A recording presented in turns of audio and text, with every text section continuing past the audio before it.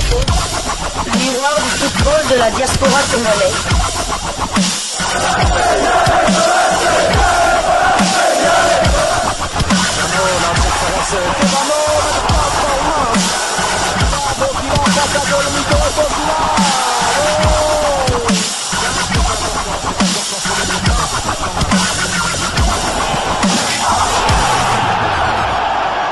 Foot, le miroir du football de la diaspora congolaise. Vous êtes sur Diasco Foot, le miroir du football de la diaspora congolaise.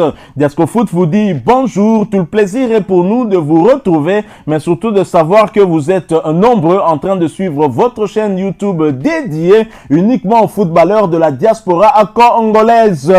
C'est l'heure de partager avec vous quelques news que nous avons pu récolter pour vous, des news concernant la tanière des léopards de la République démocratique du Congo, et cela dans le cadre de cette deuxième livraison sportive de ce mercredi 6 novembre 2024. Une livraison qui nous conduit du côté de Conakry en Guinée. En Guinée, pour avoir écho d'un de nos adversaires, le prochain en tout cas des léopards, celui qui sera face aux léopards le 16 novembre prochain dans le cadre de la 5e journée des éliminatoires de la CAN Maroc 2025. Un match décisif pour les deux équipes, mais à deux dimensions.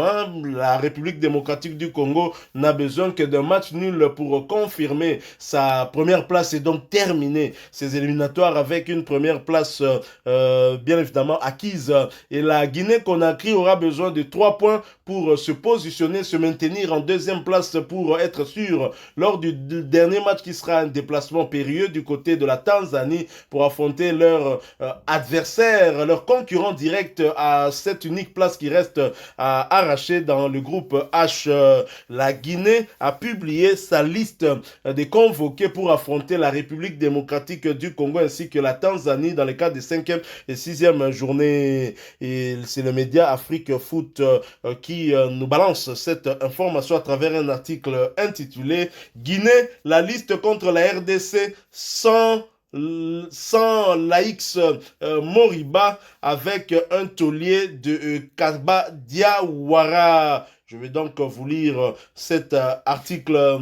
Dans la dernière ligne droite des qualifications à la CAN, la Guinée a communiqué sa liste pour les matchs fatidiques contre la RD Congo le 16 novembre à Ebimpe, à Abidjan, Côte d'Ivoire, et face à la Tanzanie le 19 novembre à Dar es Salaam. Pour son deuxième rassemblement depuis son retour à la tête du Sili national, le sélectionneur Michel Dussuyer a opté pour la continuité avec le moins de changements dans sa liste par rapport à la précédente. Dans les 23 joueurs retenus, on retrouve donc les cadres Serou Girassi qui fait partie des favoris pour le Ballon d'Or africain 2024. Isiaga Silla, François Kamano ou encore Agibou Kamara. Le portier du club local de Milo FC, Kemoko Touré, blessé au précédent rassemblement, reste sur la touche cette fois. Et ce, contrairement aux informations de la liste initiale publiée un peu plus tôt par inadvertance par la Fédération guinéenne de football FGF, éclaire ainsi le compte spécialisé Foot 224. Son ex-suppléant Ousmane Kamara récupère donc la véritable liste, la place de second gardien derrière Moussa Kamara. Retour de janvier, Moriba et Keita reste à quai. Deuxième et dernière modification, le rappel en défense de Julian Janvier, taulier sous les ordres de l'ex-sélectionneur Kaba Diawara. Blessé en octobre, il signe son retour. Il remplace numériquement Mohamed Ali Kamara, blessé musculairement. L'ex-gardien numéro 1 Ibrahim Kone, l'AX Moriba, Amadou Diawara, Moni Konate, Dembo Silla et Yasser Baldé, Salou Bangoura reste toujours à quai. Idem pour le capitaine déchu Naby Keïta, empêché dans une impasse au Werder de Brême. Deuxième du groupe H derrière l'intouchable RDC. La Guinée garde son destin en main pour se qualifier à la CAN 2025 à condition probablement de bien négocier le déplacement en Tanzanie de la dernière journée. Donc voilà hein, la liste des Guinéens et ainsi fait gardien. Nous avons Moussa Kamara, Ousmane Kamara et Mori Keïta comme défenseur Julian Janvier, Antoine Conté, Ibrahima Sori Conté, Ibrahim Diakité, Nabi Oulare, Saïdou So, Isiaga Silla, Sekou Oumar Silla. Et comme milieu de terrain, nous avons Agibou Kamara, Madi Kamara, Seydouba Sissé, Cheikh Oumar Kondé, Morlaï Silla, Abdoulaye Touré, attaquant, nous avons Aliou Badara Baldé, Al-Gassim Ba, Mohamed Bayo, Kandé Diawara, François Kamano et l'inarrêtable Serhou Guirassy. La République démocratique du Congo sera face à ces Guinéens 23. Je note une différence avec la RDC qui compte 26 convoqués et la Guinée 23 avec un Serhou Guirassy qui pète la forme du côté du Borussia Dortmund. Il était même passeur décisif lors de leur duel face au Real Madrid. C'est-à-dire que nous serons face à un Serhou Guirassy des plus en forme. Ce ne sera pas le Serhou Guirassy de la dernière CAN qui était blessé et qui n'a même pas débuté ce match. C'est plutôt son remplaçant, son compère Mohamed Bayo qui avait débuté, qui a inscrit l'unique but guinéen sur penalty qu'il avait du reste lui-même provoqué. Serhou Guirassy certes est resté muet, ancien coéquipier de Silas Katompa du côté du VfB Stuttgart, et c'est son coéquipier dans le club à l'époque qui va plutôt s'illustrer avec une chevauchée de son camp jusqu'à aller provoquer un penalty et transformé par Yohan Wissa. Que vous inspire cette liste du Sili national? Une liste, je dirais, bon, c'est vrai que sur papier, ils sont pas vraiment à craindre. C'est vrai qu'il y a un épouvantail quand même devant avec Serhou Guirassy qu'on ne présente plus. Vous savez que depuis le mois de juin jusqu'au mois, donc ces 5 derniers mois, il y aura eu les 3 derniers meilleurs buteurs africains évoluant en Europe qui auront foulé la pelouse du Stade des Martyrs. Ah bon? Bon, en espérant que Serhou Guirassy ne se blesse pas, normalement il sera bien présent. Serhou Guirassy avait terminé meilleur buteur africain avec 28 buts. Kevin Deke, le Togolais, avait foulé la pelouse du Stade des Martyrs lors du match RDC Togo perdu 1-0 par les Togolais. Kevin Deke était titulaire lors de ce match-là. Et Simon Banza, il était le 3e meilleur buteur. Il est international congolais. Donc les 3 derniers meilleurs buteurs africains auront foulé la pelouse du Stade des Martyrs. Sauf Serhou Guirassy. Le match, le match, oui. Je m'emballe un peu trop vite. Mais en tout cas, Serhou Guirassy sera bel et bien là, en tout cas, sauf blessure, il faudra la pelouse du Stade des Martyrs. Ça sera encore un défi de plus pour notre arrière-garde. Il y aura beaucoup de challenges lors de ce match-là. Bon, empêcher d'abord déjà Serhou Guirassy de marquer, empêcher la Guinée de marquer. Comme ça, au moins, on continue notre série de matchs sans encaisser un but, parce qu'on en est déjà à 5, je pense. 5 rencontres successives sans encaisser le moindre but.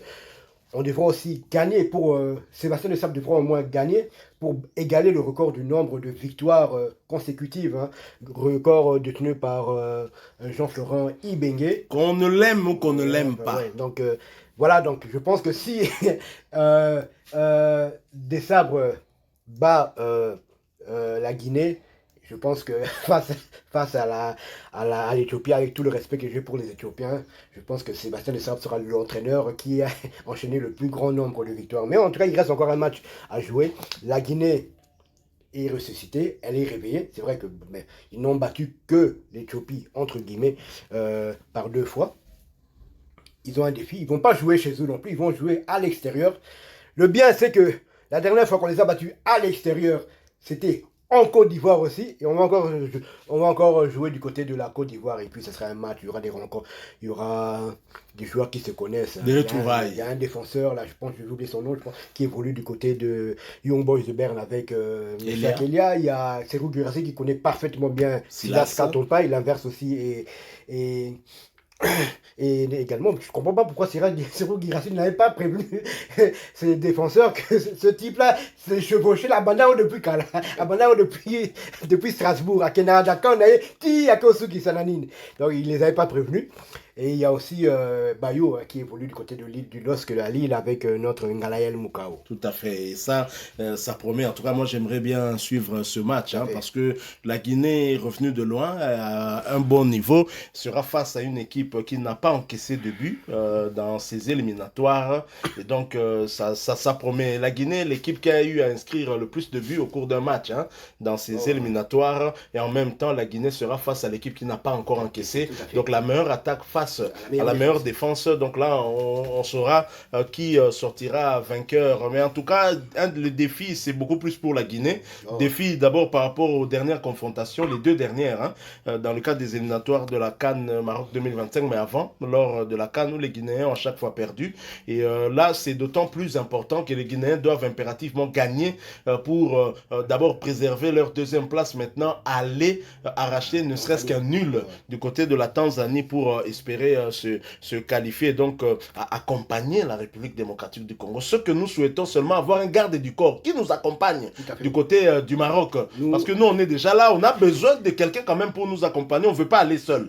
Donc il faut, entre la Tanzanie et la Guinée, on se refuse de faire un choix parce que tous les deux sont des peuples merveilleux qu'on aime, avec qui on a des très très bonnes relations du reste. Et donc, ça serait un match vraiment très ouvert. Moi, je suis curieux de voir comment va se comporter Serhou Guirassy face à une défense qui maîtrise bien son art. Un gardien qui n'a pas encaissé de but lors de ses 5 derniers matchs dans la tanière. Une défense qui n'a pas encaissé de but lors de ses 5 derniers matchs. Et un Serhou Guirassy qui n'a fait qu'inscrire de but. Il en a inscrit 5 lors des 2 dernières journées dans ses éliminatoires. Je suis vraiment très très curieux de voir si la République démocratique du Congo encaissera et si elle encaissera plus d'un but.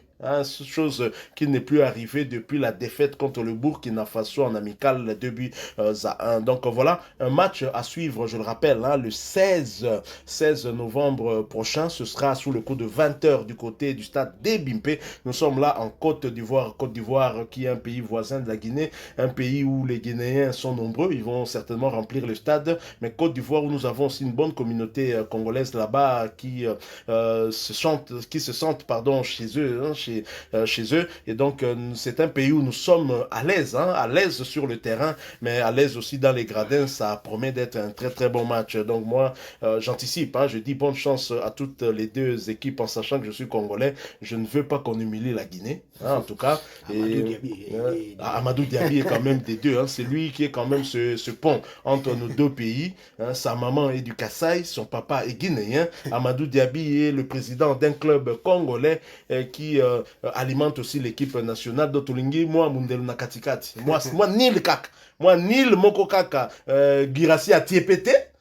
Biso to tiepete de tout ce qui n'a pas moi 0-0 match moko kitoko te akota la pour babi ezate to bimi na biso ka bongo Guinée sur le monde les kakendo gagné Tanzanie on te signale que la Tanzanie n'a pris qu'un seul point à domicile et donc il n'y a pas péril en la demeure. Voilà, nous sommes arrivés à la fin de cette deuxième livraison sportive de ce mercredi 6 novembre 2024. Vous l'avez aimé, laissez-nous un maximum de j'aime, mais surtout dites-nous que pensez-vous de cette liste des Guinéens avec la présence d'un Serhou Guirassy qui est très très en forme et qui sera attendu. Serhou Guirassy qui est parmi les nominés au Ballon d'Or africain, c'est un favori et c'est vrai, les statistiques parlent en sa faveur. C'est un très très grand avant-centre, très grand attaquant, un joueur dont l'Afrique doit être fière, comme nous l'avons été pour Didier Drogba ou encore pour Samuel Eto'o, pour Trésor Mputu, notre trésor national. Vous êtes nouveau sur cette chaîne Diasco Foot, abonnez-vous, n'oubliez pas d'activer la petite cloche de notification histoire de ne plus rien manquer des prochains sujets que nous allons vous proposer. Encore une une fois, merci à vous, avec espoir de vous retrouver bientôt une fois de plus. Bon anniversaire à Joshua Bellini, notre confrère depuis les États-Unis. 6 novembre d'une certaine année. Et bon anniversaire aussi à madame, son épouse, l'épouse de Danny Bendo, madame Caroline Bendo Ambago, qui fête aussi son anniversaire aujourd'hui. Et son grand frère est un confrère, un estimé confrère dans une des grandes radios ici en République démocratique du Congo. Donc, ça peut famille, hein.